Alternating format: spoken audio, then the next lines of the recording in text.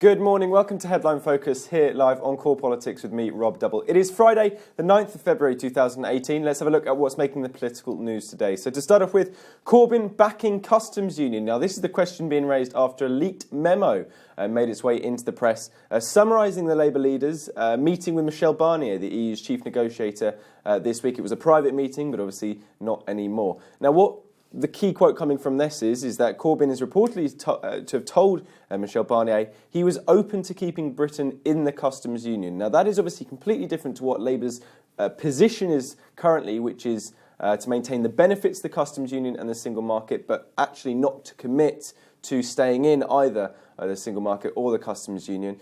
This obviously puts a question mark over that. It should be said, though, that Team Corbyn has flatly denied the story, saying Jeremy did not say he was open to staying in the customs union. He said a customs union was a viable endpoint.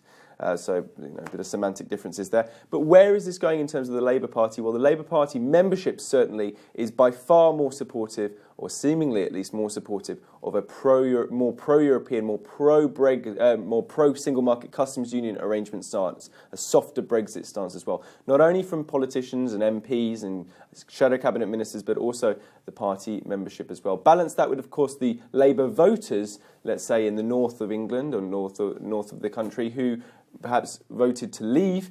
Labour faces a problem of its members versus its supporters in the general election, something Jeremy Corbyn's going to have to balance, given that he is also a lifelong Eurosceptic as well. But very interesting interview. Also, we've done an interview with Chuka Umunna, a Labour MP who's been very vocal about Jeremy Corbyn's need to back a softer Brexit. We did an interview with him last week. Check that out on our channel now. Next up, EU stalls Brexit talks. Now, the EU reportedly is refusing to continue Brexit talks next week. The EU negotiators had wanted to pick up talks next week, but were rebuffed by the European Commission, and a later restart date of the 19th to 20th of February was agreed, but then the Commission's negotiators cancelled. That's according to an official report from Politico today. The official said he would only say that on the condition that they remained anonymous, so we'd have no idea which official or where, the real accuracy of the source, but this is nonetheless coming through.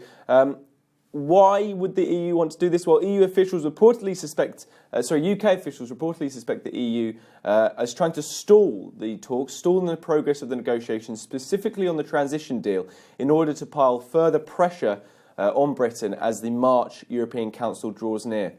Now remember that at the March European Council, it was planned for EU 27 leaders to agree the terms of the transition period and get that sorted, get that out of the way, so that a future arrangement could be focused on in the final few months of Brexit. This, obviously, putting the pressure and the leverage of time on the UK to hopefully, I assume, the EU wanting to get their way in those transition talks and that transition or implementation period. Michel Barnier is due to give a speech today. He'll respond to David Davis's attack on his draft transition paper, which has been leaked.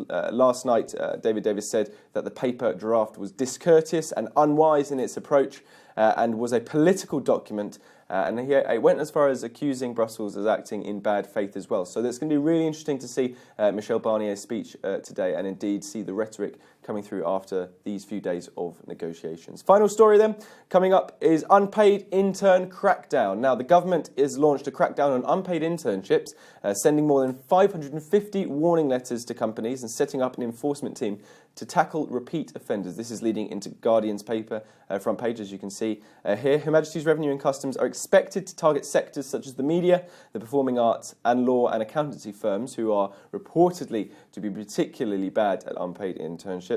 There's over 70,000 internships offered every year in the UK, according to the Sutton Trust, and there's estimations of that.